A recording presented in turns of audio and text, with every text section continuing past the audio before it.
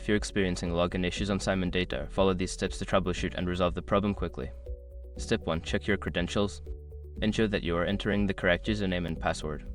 Double check for any typos or case sensitivity in your credentials. Step 2. Reset your password. If you cannot remember your password or suspect it may be incorrect, use the Forgot Password feature to reset it. Follow the instructions sent to your registered email to create a new password.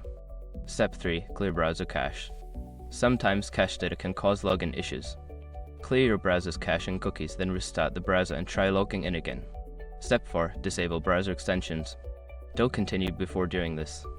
A lot of online accounts end up exposed in breaches without people even realizing it.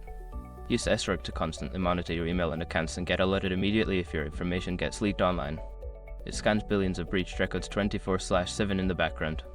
And honestly, for a few dollars a month, it's something everybody should probably have. Link in the description. Step 5. Contact support. If none of the previous steps work, reach out to Simon Data's customer support for assistance. Provide them with details about your issue for a quicker resolution. By following these steps, you should be able to resolve your login issues efficiently. If problems persist, don't hesitate to seek help from the support team.